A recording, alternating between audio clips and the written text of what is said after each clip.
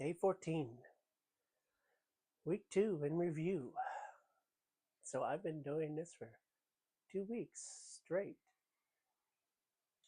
I that is kind of a fascinating thing because this is very different. It's a daily activity, and squeezing it in has proven to be challenging. It's usually at the end of my day. The camera, I don't know. I find since I don't really see the camera,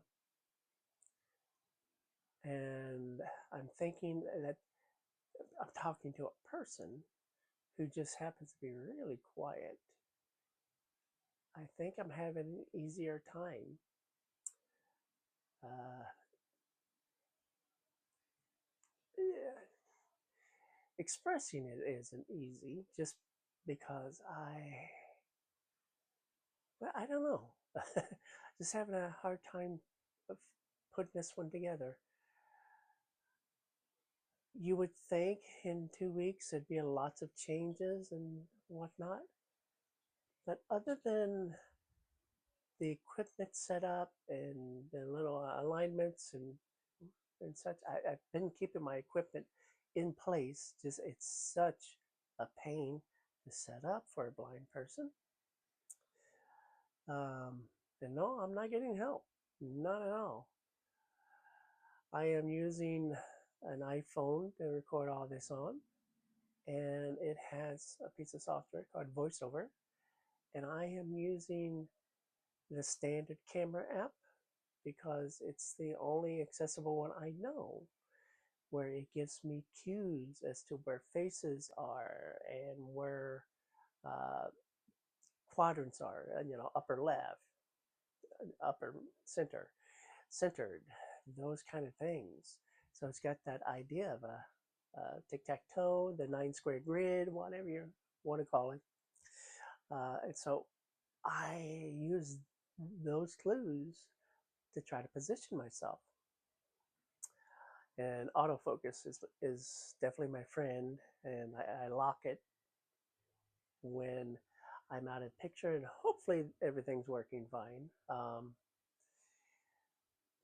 But regardless, I leave the equipment up, so I just when I bump it and whatnot in my music room here, I have to do small adjustments to get it back. Um, at least as far back as I can tell. So I don't think I'm learning a whole bunch there. I had this ring light that I acquired from somebody in the middle of all this, and I have found turning it on and trying to adjust it to the same position is a pain in the butt. So I'm going to be getting a lighting control system just to kind of deal with this stuff. And I got a lot of guitar amps, and that's a wonderful idea just to turn them on and off there than the actual switches. So I will probably find other uses for it. Um, you know, kind of thinking forward a little bit. I know this is review, but I don't think a review is complete without a little thought about what this means going forward. And I don't think talking to the camera is going to be as difficult as I had originally feared. I have not done anything scripted, so that is definitely a pain point. If I feel I need scripting, um, that ought to present some interesting challenges. Will I have it in my ear and using something that way? Will I use Braille? I don't know. At least right now, I don't see a whole lot of scripting need. But then again, I'm not doing anything complicated. Um, I still have no idea what I want to turn this channel into. Um, the best I can think of is uh, something about me until I get people saying, "Hey, I like what you do there. Can you tell me more?" Um, if I'm showing you the things I love and I'm passionate about, I will be very likely to do so, and we'll build from there. So, I was hoping this camera challenge would present me these opportunities for growth and self-discovery. And to a little bit, I mean, the topics have helped, uh, you know, get some detail, put some meat on those bones, so to say, as to what I want to do. But otherwise, it's been surprisingly straightforward. I don't know. Have any of you done a YouTube channel? Have you done any kind of videoing? I am not looking forward to trying to learn to edit. Um, right now, I'm playing with the idea of using command line tools to do video editing, because there are several out there that will uh, do the cuts and whatnot through command line. So I could do that. I just won't have the convenience of preview. But at least it's something accessible. $300 for a hobby is a bit much to go out and get Final Cut Pro. And I have no other uh, things that I know that I can try to lean on that's a nonlinear, accessible editor. Um, I know I could use Reaper to some degree, but again, I think I would outgrow it fairly fast because, if I'm doing transitions, I don't think Reaper does it, but I could be wrong. So those are the things that are kind of clouding my mind. It's more future stuff than uh, how things are improving. I do watch my videos and listen to them and cringe at the rambling and those things. But, you know, I do this naturally. If you talk to me, you would find a little difference. And with everybody out there editing and splicing, and you know, I can't see the video to see what it looks like, but to my ear, the edits are horrible. They're jarring. They're disjointed. The volumes, they don't match. It's very unprofessional in my opinion. And I'm thinking, does a video like this? See, I I don't see YouTube.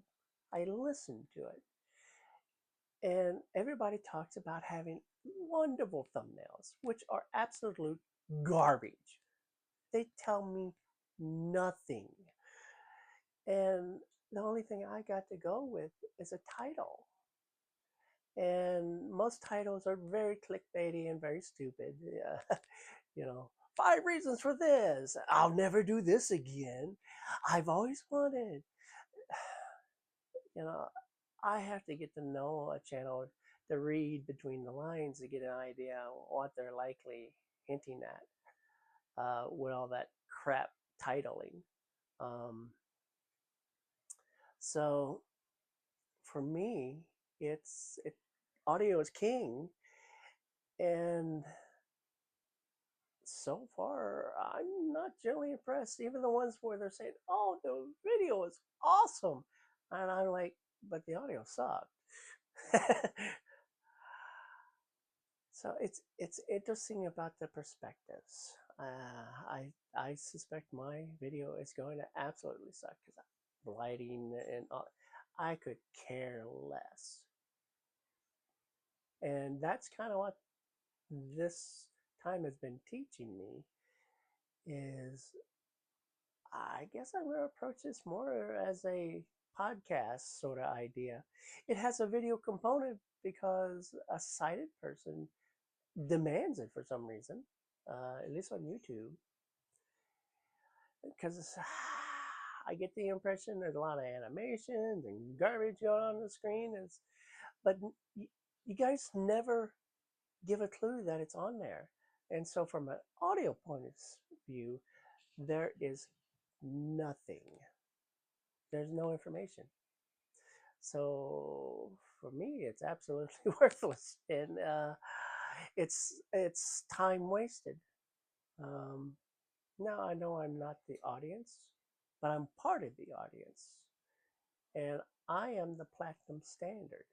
If you cannot reach me, you are not communicating effectively, and I want to communicate effectively. So I will have to somehow deal with the video presentation portions because you know to get my chops going, I might teach guitar lessons from a blindness point of view, how to learn it without ever looking at your instrument. And I wish a lot more musicians would do this. Because they all talking about visualize. No, we don't visualize. We spatialize in our heads. That's what vision is, a spatial representation with lots of color. There's dimensions to it, but it's spatial, not visual. A graph is spatial. Well, I'm getting off on a tangent here. So this week has been interesting in the sense that I've learned that talking to the camera isn't so difficult, that I have a lot of challenges to get a visual presentation that people enjoy. And I want to up the game on the audio side. Right now, my equipment's very basic and simple because right now it's a hobby. I hope to make some sort of career, and YouTube would be a facet of it. Otherwise, I don't know what else to say. Until next time. Excuse me.